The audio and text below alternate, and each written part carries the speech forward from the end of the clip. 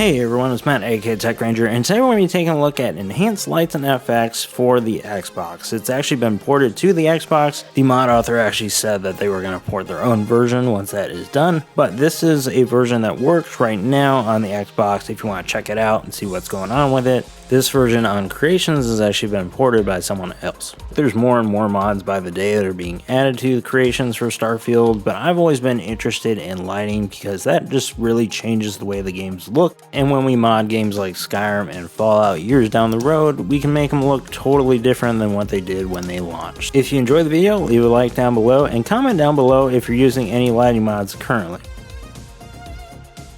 So the main goals of enhanced lights and FX are listed out in the description, but essentially there are no light sources that are just going to cast weird light. For example, the lodge is a great place to show this off because there are a lot of different light sources, and as you can see, there's really no fake lighting here. Everything that is lit is actually showing like a shadow behind it. This seems something that might be kind of self-explanatory, but the global illumination system that was used in the game initially just doesn't work as well everywhere. I think that's probably because the devs didn't really want too much of a mismatch between what you see color-wise outdoors and what you see indoors, and then just, you know, creation engine things. But yeah, pretty different since this is the original aesthetic of the game. It still looks nice, just not as warm as the enhanced lights and FX version. For the comparison in this video, I wanted to show what Star Luminous looks like compared to ELFX, because I think those two are most close together. Whereas ELFX is more of a global change throughout the world in Starfield, well, worlds,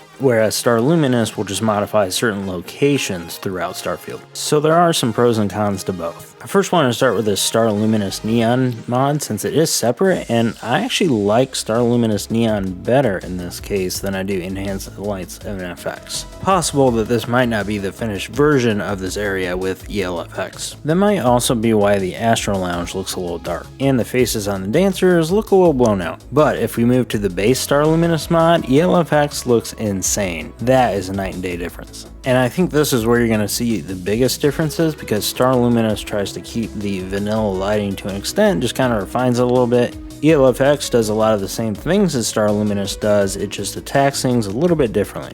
One thing to keep in mind with ELFX is the lighting change going from outdoors to indoors. Look at Aquila City here, we have the regular lighting in the game, but then when you go inside with ELFX on, it looks a lot different than it does outside. It looks really good though, you can actually see things, there's no like weird hazy fog, which is appreciated. Heading into New Atlantis, for example, we go to the Orion Towers, and that has a glass building, so I thought it would be cool to show the insides, and then what ELFX looks like with the light casting through the hallways, and then what it looks like when you actually leave the building. During the day, this is a pretty drastic change. It might throw off some immersion for you, but I think the changes that Enhanced Lights and FX bring to the table is worth it. Now, this can always be tweaked in the future, and that's probably what the original global lighting system in the game was trying to tackle, but it will still happen with vanilla lighting. Another thing I wanted to try was seeing if this was okay with Rabbids Real Lights, which we also looked at in that last lighting video that we did, and it does. Rabbids is mostly like an outdoor lighting type of mod, so with something like Enhanced Lights and FX, that is just inside. Now, the interesting thing about this though is because it was dark outside, the lighting change is actually not as harsh when you go indoors. This makes more sense, but then also it's not as harsh when you go outside. When I went and played this game on PC through GeForce Now, lighting was easily one of the biggest changes from one version to the other. Well, that in 60 frames per second, but now we have that on console, so that's not as big of a deal anymore. There's always some sort of lighting adjustment with every patch in Starfield, so that could always change in the future, as well as the general lighting in the game. But for right now, you've got some options. But like I said at the top of the video, let me know what kind of lighting mods you're using in the comments down below. There's probably still cells that need to be changed and touched in this, so I'm excited to see where the final version of Enhanced Lights and FX goes. Hopefully you found this helpful, even if it was just to let you know that there is a version of Enhanced Lights and FX on Xbox and that maybe you should go try it. Thank you so much for watching, and I will see you all in the next video. Bye.